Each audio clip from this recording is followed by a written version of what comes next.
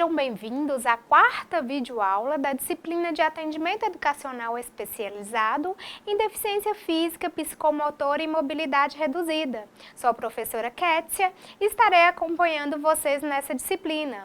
Hoje vamos apresentar alguns conceitos sobre os recursos de acessibilidade ao computador, acessibilidade arquitetônica e alinhamento e estabilidade postural. Vamos lá?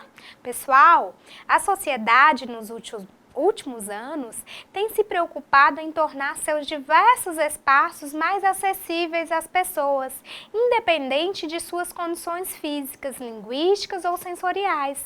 Isto tem levado a um envolvimento social na busca de equiparação de oportunidades e na eliminação de barreiras, para que aconteça a participação nas mais diversas esferas sociais.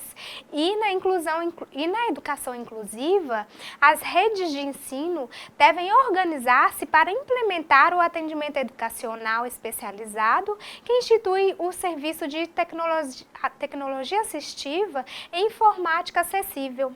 Nesse serviço, o aluno conhece e experimenta diferentes ferramentas de acesso ao computador e decide, com o auxílio de sua equipe de tecnologia assistiva, qual delas corresponde à sua necessidade educacional. Então, agora falaremos sobre a possibilidade da acessibilidade ao computador como ferramenta para a inclusão de alunos com necessidades educacionais especial. Os computadores são usados geralmente para atividades educacionais, de trabalho ou de lazer. Envolvem frequentemente o uso da internet, jogos, e-mail ou escrita criativa. Uma pessoa com deficiência física, devido à sua limitação de mobilidade e comunicação, tende a usar mais o computador e, através dele, passa a ter acesso a lugares e conhecimentos de seu interesse. Para aqueles que possuem dificuldade de comunicação, o computador pode se tornar uma ferramenta de expressão, quando utilizado para transmitir ideias, necessidades, sentimentos. No caso dos deficientes físicos, levaremos em consideração as habilidades motoras do usuário para acesso ao computador. Quando a utilização do teclado ou mouse convencional for difícil, devido ao prejuízo de movimentos ou devido à fadiga, usaremos métodos de acesso alternativos, como um teclado ou um mouse especial, para que o aluno tenha comando do computador. A seguir, iremos abordar algumas das diversas considerações na escolha de um método de acesso. Primeiro, será importante identificar a necessidade e interesse que o aluno tem em utilizar o computador, o que ele quer escrever ou comunicar, bem como o que motiva o aluno a usar o computador. Depois, faremos uma análise da atividade escolhida para identificar o que é necessário para realizá-la. Por exemplo, para jogar paciência, que é um jogo de cartas, no computador é preciso uma maneira de controlar mais de uma função do mouse, o clique e o arrastar.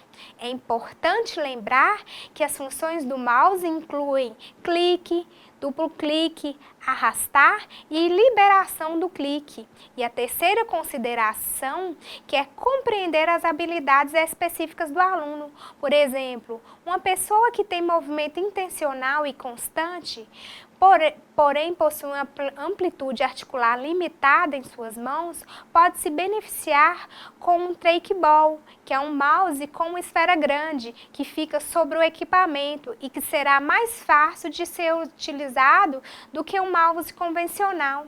A escolha do método de acesso convencional ou adaptado irá depender das necessidades e das habilidades do aluno e da atividade a ser realizada. Uma avaliação detalhada das habilidades do aluno é de extrema importância. Nenhum método de acesso será útil para todos e mais de um método pode ser útil para uma mesma pessoa. Existem muitos métodos diferentes de acesso que são atualmente disponíveis em um software convencional. Na escolha do método método de acesso, é importante considerar as exigências do sistema e a compatibilidade entre o programa e o computador. O sucesso ou não do uso de um método de acesso com o aluno pode depender do posicionamento do aluno frente ao teclado, como a localização e posicionamento do teclado. Por exemplo, o teclado colocado em um ângulo inclinado poderá facilitar o enxergar ou o alcance das teclas. Outro fator a considerar é fazer uso das características do produto, para que este vá ao encontro das habilidades do aluno e nunca o contrário. Analisaremos agora algumas funções para o acesso do computador, como os recursos de entrada, de processamento e de saída. Sobre os recursos de entrada, o computador, por meio dos recursos de entrada, introduz os comandos e instruções. Habitualmente, utiliza-se o teclado e o mouse para a função de entrada. Porém, esses instrumentos requerem habilidades motoras, como os das mãos e dos dedos, e habilidades visuais, como a localização das teclas, a posição do cursor no monitor e a visualização de áreas ou botões que deverão ser ativados.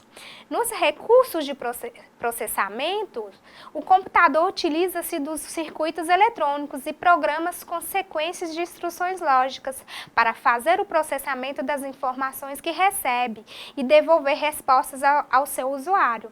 E através dos recursos de saída, recebemos do computador os resultados do processamento solicitado. Os principais recursos de saídas são o monitor, os alto-falantes e a impressora, que exigem do usuário habilidades visuais e auditivas.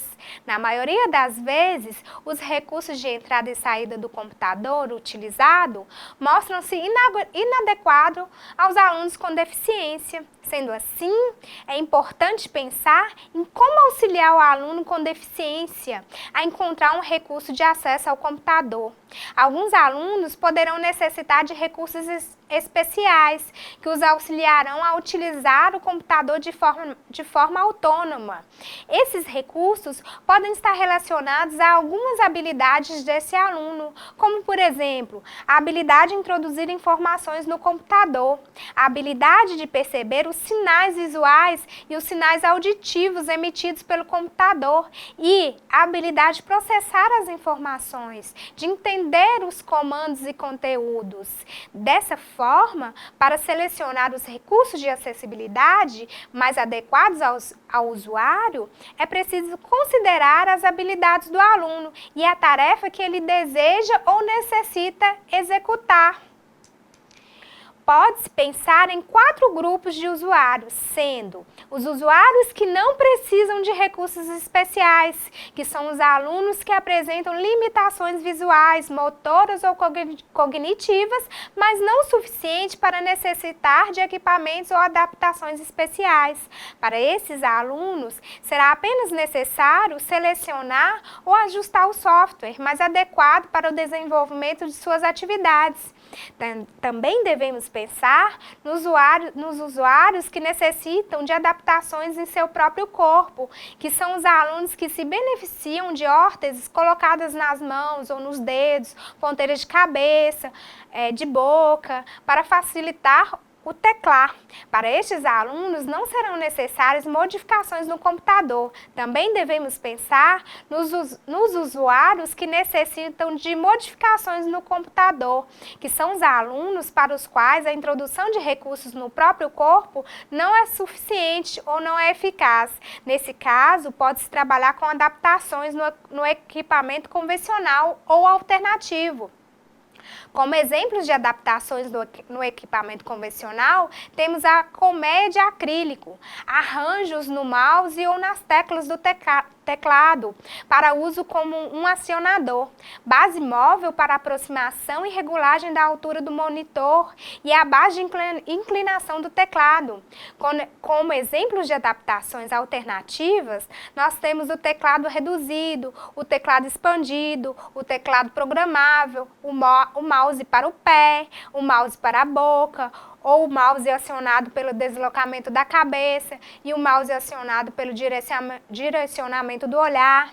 Temos vários tipos de acionadores que valorizam habilidades como os de pressão, tração, sopro, piscar, de olhos e contração muscular, que também devem ser considerados.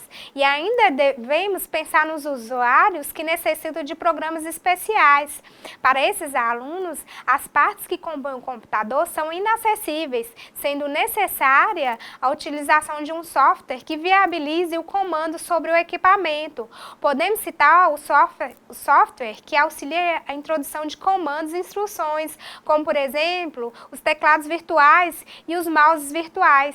Também os programas que possuem sistema de varredura visual ou auditiva, o software de reconhecimento de voz e os leitores de tela. E como vamos introduzir os comandos? As introduções de comandos e instruções podem ser feitas por meio do teclado do computador, começando pelo teclado convencional. No teclado convencional, o usuário poderá utilizá-lo com ou sem adaptações, que podem ser ajustes na posição do teclado, aproximação do teclado para favorecer o alcance do usuário, inclinação para evitar que o usuário pressione teclas desnecessárias ou para auxiliar a percepção das letras. Elevação do teclado em casos onde o acesso é realizado com ponteira de cabeça. Rebaixamento do teclado ao solo para uso com os pés. Temos também as opções de acessibilidade do Windows, onde frequentemente há necessidade da utilização de suas opções de acessibilidade para evitar a repetição de letras ou para facilitar o uso do teclado com apenas uma das mãos.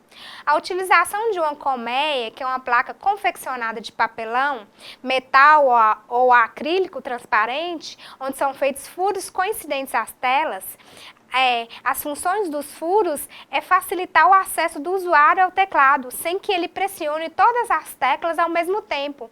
Ainda sobre as introduções de comandos, instruções podem ser feitas por meio do teclado do computador. A utilização de órteses para digitação, onde equipamentos podem ser colocados nas mãos, braços ou pernas dos usuários, com o objetivo de obter melhor posicionamento e facilitar a posição do membro. Exemplos de órteses de membro superior utilizadas no computador são as órteses de extensão de punho e ponteiras fixadas à mão. A utilização de letras adesivas, a ampliação das letras e números do teclado auxilia o usuário a localizar as teclas com maior facilidade. As letras podem ser impressas em etiqueta adesiva e inseridas gradativamente quando o usuário estiver em processo de alfabetização. Temos os teclados alternativos que podem ser reduzidos ou ampliados, programáveis no seu layout e nos ajustes de sensibilidade ou virtuais. Os teclados reduzidos, que são utilizados quando o usuário tem boa coordenação, mas pequena amplitude de movimento, não conseguindo levar as mãos em todas as teclas do teclado convencional. O teclado reduzido pode assumir um tamanho bastante inferior a de um teclado convencional. Teclados ampliados são teclados que auxiliam usuários com dificuldades motoras e que possuem movimentos amplos e pouco coordenados e usuários com baixa visão. As teclas são maiores que as convencionais, as letras são ampliadas e podem ter cores diferentes. E o teclado Comunique, que foi desenvolvido para auxiliar a escrita de pessoas com dificuldades motoras. Suas teclas reproduzem as teclas do teclado convencional com recursos auxiliares, como a abreviatura associada a letras do teclado e um dicionário que auxilia a predição de palavras. Para acessar o software Teclado Comunique, é necessário o uso de um joystick. O programa pode ser utilizado com os movimentos do joystick, para cima, para baixo, para a direita ou para a esquerda, com a seleção da tecla através dos botões 1 e 2 do joystick. Outra forma de acionamento utilizada é o sistema de varredura, também com um acionador joystick adaptado a um acionador. Entre os teclados, também existem os teclados programáveis, que apresentam uma superfície livremente programável, onde se pode definir o layout da área de um trabalho do teclado e também ajustar sua sensibilidade ao toque. Dessa forma, pode-se projetar o tamanho, o distanciamento entre as teclas, a cor, a presença de relevos e a inserção de texturas, considerando-se as habilidades motoras do usuário e valorizando-se as habilidades diferenciadas de percepção visual. E ainda os teclados virtuais, onde programas geram a imagem de um teclado na tela do computador. Esse teclado pode ser igual ao convencional, incluindo letras, números, símbolos e funções, ou ter um número variável diferenciado de caracteres. Também varia o tamanho do teclado na tela e a forma como ocorre o seu acesso. Normalmente, os teclados virtuais estão associados a sistemas de varredura e são controlados por periféricos como o mouse e o joystick, teclas do próprio teclado ou acionadores externos. A varredura se dá quando o sinal visual ou auditivo percorre as teclas do teclado virtual. O usuário deverá aguardar até que seja sinalizada a tecla que deseja ativar e, então, confirmar sua ativação através do acionador ou outro periférico. No Brasil, temos teclados virtuais disponíveis gratuitamente na internet e outros são comercializados. Agora falaremos sobre a introdução de comandos e instruções por meio de softwares de reconhecimento de voz, que são programas que permitem a digitação de textos e realizam funções de controle do computador e do reconhecimento da fala. Para se utilizar esses programas, é preciso introduzir os comandos e as instruções, e para isso deve haver um dispositivo apontador. E existem várias opções de dispositivos apontadores. O mais conhecido de todos é o popular mouse convencional, que pode sofrer algumas adaptações para se tornar mais acessível. Mouse convencional. As adaptações do mouse convencional podem ser ajustes na posição ou no tamanho do mouse. O mouse pode ser colocado mais próximo ao usuário para facilitar o seu acesso. Pode-se utilizar um mouse de tamanho menor ao convencional quando o usuário for uma criança. Pode ser utilizado um pedaço de velcro na tela esquerda do mouse para auxiliar o usuário a clicar no botão correto.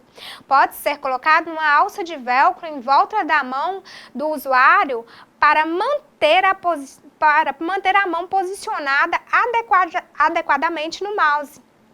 Há ainda opções de acessibilidade do Windows. O Windows permite ajustar algumas funções do mouse, entre elas as velocidades do duplo clique e do movimento do cursor e sua visualização. Podemos citar também os softwares especiais para a ampliação do ponteiro do mouse, e o joystick, que é um recurso apontador, utilizando o movimento do cursor. Temos também o mouse alternativo, que é um recurso alternativo ao mouse convencional. Exemplo disso são os mouses estáticos de esferas ou roletes. Citamos também os mouses de roletes, que apresentam uma base plana, 2 roletes, sendo um horizontal e outro vertical, que executam o controle dos movimentos direcionais do cursor. Possui teclas para clique, duplo clique e chave, tipo liga e desliga, para a função de arrastar do mouse. Exemplo, roller mouse. Teclas numéricas do teclado, que servirá a alunos que não conseguem utilizar o mouse convencional, mas têm habilidades em teclar. Temos também a tela sensível ao toque. É uma tela colocada em frente do monitor ou integrada a ele. Posiciona o cursor e ativa o clique em qualquer ponto da tela do computador com um simples toque do dedo ou caneta especial. A tela sensível ao toque é indicada para alunos que conseguem apontar áreas do monitor com precisão. Beneficia por meio de uma interação direta e imediata os alunos com dificuldade de atenção ou dificuldades motoras. O mouse controlado pelo movimento labial e ativado por sopro ou sucção. Nesse tipo de mouse, o usuário deslocará o cursor através de movimentos dos lábios ou da língua, efetuados sobre um equipamento colocado diante de sua boca e promoverá a ativação do clique pelo sopro ou sucção. É indicado para pessoas que não conseguem mover outras partes do corpo. E um exemplo desse tipo de equipamento é o Integra Mouse. O mouse controlado por acionadores permite que o usuário controle todas as funções do mouse a partir de vários acionadores dispostos diante do aluno em área de fácil acesso. Os acionadores realizarão o deslocamento do cursor e ativarão as funções do mouse. Temos também o mouse controlado pelo movimento da cabeça. Este recurso é indicado para pessoas que, por diversas razões, não conseguem utilizar o mouse e o teclado, podendo, porém, movimentar a cabeça com algum controle. Temos o mouse controlado pelo movimento ocular, que é indicado para usuários que conseguem movimentar os olhos e fixá-los em um ponto do monitor. Não é necessário um movimento de cabeça para a promoção do deslocamento do cursor. Existe um monitor especial, provido de sensores em sua volta, capaz de perceber o movimento ocular e, por meio dele, comandar completamente o computador, como se estivesse utilizando um mouse convencional. Agora aprenderemos um pouco sobre o uso dos acionadores. O que é um acionador? Os acionadores são constituídos por um contato elétrico que se mantém ligado ao ser pressionado. O usuário pode controlar seu computador por meio dos acionadores, quando estes estiverem acionados a programas específicos que simulam as funções de mouse e do teclado. Os acionadores também podem controlar recursos de controle de ambiente, recursos de comunicação alternativa ou brinquedos adaptados. Seu uso está indicado para pessoas com limitações físicas ou aquelas que necessitam de um acesso simplificado ao computador. Os alunos que apresentam dificuldades significativas para a compreensão das tarefas ou com dificuldades em se organizar diante de periféricos, como o teclado e o mouse, podem também se beneficiar de um acesso que exija apenas um movimento voluntário. Crianças pequenas iniciando o contato com o computador e alunos com déficits sensoriais são também candidatos a sua utilização. Temos como tipos de acionadores os acionadores podem ser ativados por movimentos realizados com as mãos, dedos, cabeças, olhos ou outras partes do corpo. Podem ainda ser ativados pela voz, sopro, sucção ou contração muscular. Acionadores de pressão são acionadores que funcionam pelo movimento de pressão realizado pelo aluno com auxílio das mãos, dedos ou cabeça, pés ou outras partes do corpo. Existem tipos de acionadores de pressão diferenciados para alunos que utilizam muita força ou para aqueles que possuem um movimento mais suave. Esses acionadores são os mais utilizados. Temos também os acionadores de tração, que são ativados pelo movimento de puxar, os acionadores por voz, os acionadores de sopro ou sucção, acionadores de contração musculares, que funcionam com o piscar dos olhos, e os acionadores artesanais, que podem ser confeccionados artesanalmente pelo professor. A confecção é simples e de baixo custo.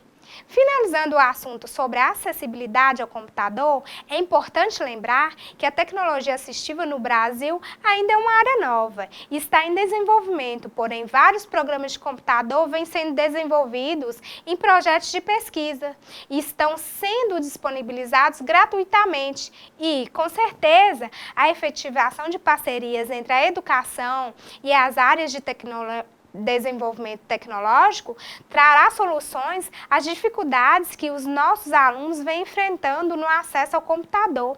Essas parcerias proporcionarão o desenvolvimento das novas tecnologias em nosso país. Ainda na perspectiva da educação inclusiva, deveremos desafiar os profissionais que desenvolvem softwares educacionais a colocarem no fundamento de seus projetos o conceito do desenho universal. Desta forma, o software será concebido com as opções de acessibilidade necessárias, valorizando a diversidade do grupo de alunos ao qual se destina. Agora, continuaremos a nossa aula falando sobre a acessibilidade arquitetônica. Sobre a acessibilidade, a palavra acessibilidade significa aquilo que é acessível e é indispensável em qualquer projeto de arquitetura e urbanismo, pois é um instrumento de inclusão social. O conceito de acessibilidade é descrito na legislação brasileira como a condição para a utilização com segurança e autonomia total ou assistida dos espaços mobiliários e equipamentos urbanos, das edificações, dos serviços de transportes e dos dispositivos, sistemas e meios de comunicação e informação por pessoa com deficiência ou com mobilidade reduzida. E a escola, como ambiente educativo inclusivo, requer condições que garantam o acesso e a participação autônoma de todos os alunos às suas dependências e atividades de formação.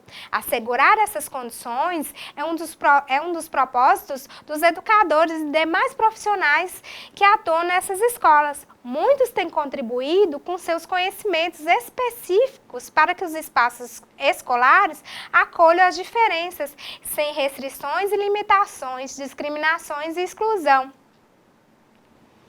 Com base nos princípios do desenho universal e da lei toda escola deve promover ambiente acessível, eliminando as barreiras arquitetônicas e adequando os espaços que atendam à diversidade humana. Recentemente, também foi promulgado o Decreto número 5.294 de 2004, que estabelece normas gerais, critérios básicos para a promoção da acessibilidade das pessoas com deficiência ou com mobilidade reduzida e dá outras providências. Esse decreto estipula um prazo de 30 meses para que os lugares públicos organizem seus espaços de formas a torná-los acessíveis. Contamos com a ação fiscalizadora dos Ministérios Públicos estaduais para garantir o direito de acessibilidade espacial para as pessoas com deficiência. Nós sabemos que os prédios escolares não apresentam acessibilidade espacial e é uma grande dificuldade de arquitetos e engenheiros entenderem esse direito. É preciso fazer uso da legislação para que, de fato, nossos ambientes escolares se transformem em ambientes acessíveis e, consequentemente, acolhedores.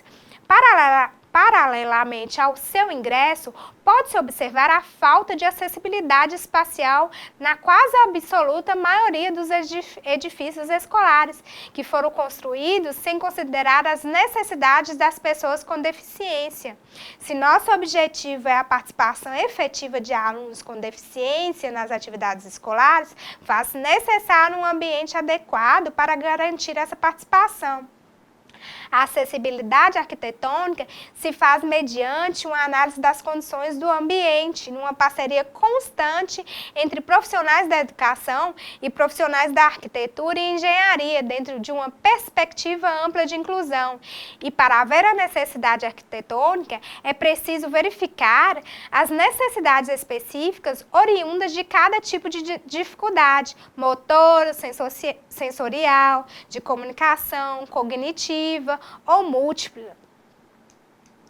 Os projetos arquitetônicos acessíveis podem se valer dos 5 princípios do desenho universal, que muito colaboram para a inclusão escolar. São eles: direito à equidade e participação, Pois todos os ambientes devem ser desenhados de forma a não excluir as pessoas, promovendo a socialização e a integração entre indivíduos com diferentes condições físicas, mentais e sensoriais. Desta forma, ambientes e equipamentos adaptados não devem ser isolados dos demais espaços, possibilitando o uso independente na medida do possível, por indivíduos com habilidades e restrições diferentes. Temos o segundo, que é a direito à independência. Todos os espaços físicos, pátios, caminhos, salas e seus componentes, brinquedos, pisos, rampas, carteiras, devem permitir o desempenho de atividades de forma independente por todos. Deve-se promover as condições para sua independência, na impossibilidade da realização de atividades de forma independente. O indivíduo tem direito a um acompanhante. O terceiro, direito à tecnologia assistiva.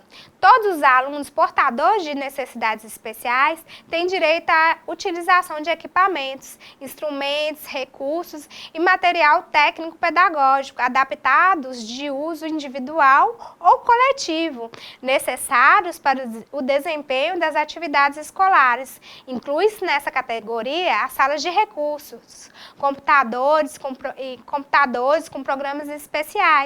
O quarto, direito ao conforto e segurança.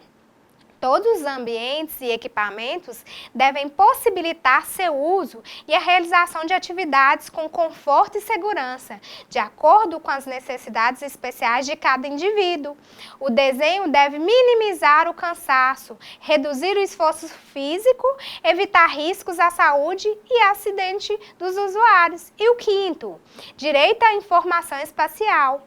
Deve estar prevista a possibilidade de acesso à informação espacial necessária para a compreensão, orientação e uso dos espaços a todos os alunos, independentemente de suas habilidades. A informação espacial é favorecida através das qualidades dos elementos arquitetônicos ou adicionais, como mapas e sinalização sonora, que permitem a compreensão da identidade dos objetos no espaço.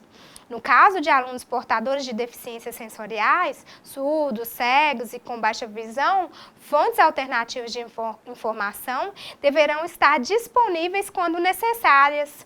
Os princípios permitirão aos profissionais da educação e aos profissionais da engenharia e da arquitetura a compreensão de conceitos de acessibilidade relacionados ao espaço físico. Eles podem orientar o desenvolvimento de projetos arquitetônicos de rede de ensino, de forma que seus espaços escolares sejam verdadeiramente inclusivos.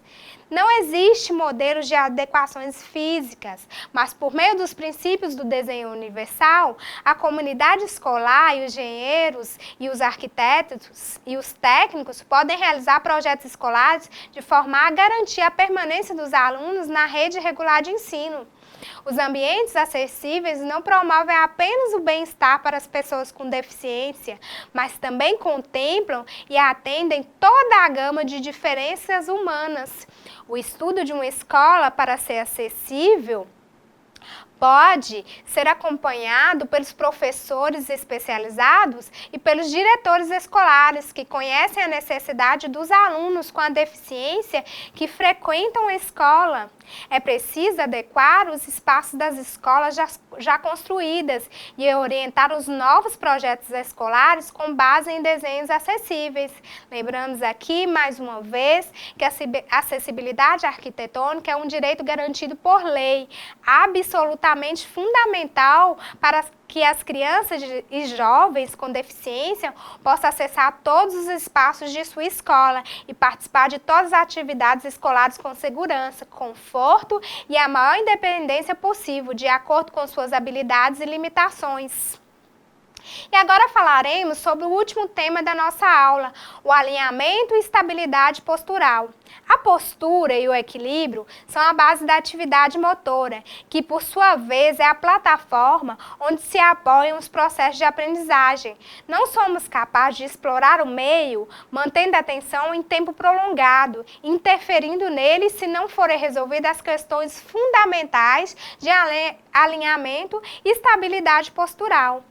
Os alunos com disfunções neuromotoras possuem a indicação de recursos específicos que supram suas necessidades posturais, ou seja, assentos e encostos que promovam alinhamento, estabilidade e conforto. Muitas vezes, soluções simples como almofadas de contenções laterais, cinto, apoio de cabeça, um apoio para os pés, um simples antiderrapante no assento, ajudarão e muito na obtenção de uma postura estável e confortável, deixando o aluno relaxado e disponível para as questões de aprendizado.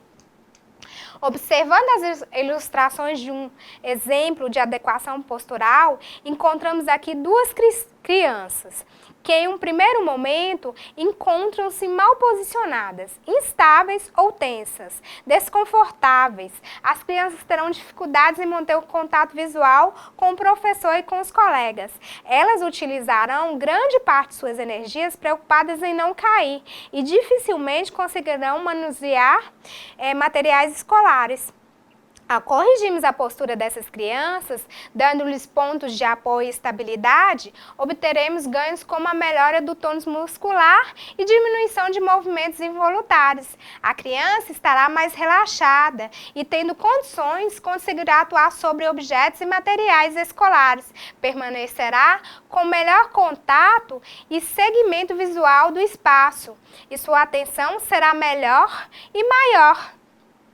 A adequação postural é uma das modalidades da tecnologia assistiva e ela se ocupa das avaliações, indicações e confecções de recursos que melhorem a postura e, consequentemente, a condição funcional de pessoas com deficiência. Em se tratando da postura sentada, fará indicação de assentos, encostos e demais acessórios que atenderão às necessidades de ajustes e estabilizações posturais do usuário.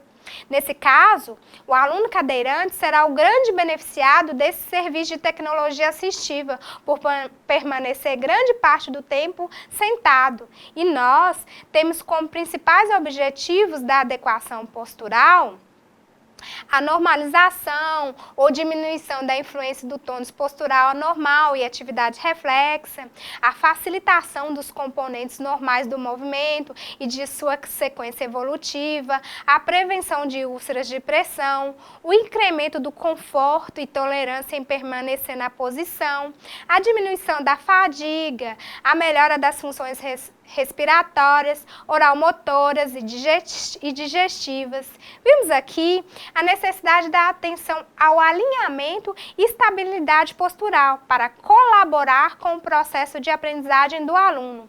Após analisarmos todas as questões pontuadas desde a primeira aula, chegamos à conclusão de que o atendimento educacional especializado é garantia de inclusão e que o professor especializado desempenha um importante papel quando atua de forma colaborativa com o professor da classe comum para a definição de estratégias pedagógicas e disponibilização de recursos que favorecem o acesso do aluno ao currículo comum e a sua interação no grupo, bem como participação do aluno em todos os projetos e atividades pedagógicas e também participação do aluno ao acesso físico aos espaços da escola.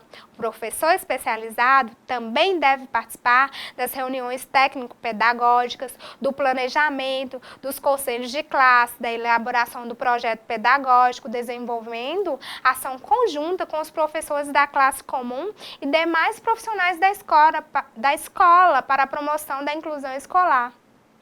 São os serviços das salas multifuncionais que preparam os materiais específicos, ensinam os alunos a utilizarem recursos de tecnologia assistivas, como os materiais escolares e pedagógicos adaptados, comunicação alternativas, recursos de acessibilidade ao computador, entre outros que serão utilizados nas classes comuns do ensino regular. Nesse contexto, observamos a importância do atendimento educacional especializado para a efetiva participação do aluno com deficiência física no cotidiano escolar. Chegamos ao fim da nossa aula. Espero vocês na sala virtual, respondendo aos fóruns e participando das atividades propostas. Abraço a todos!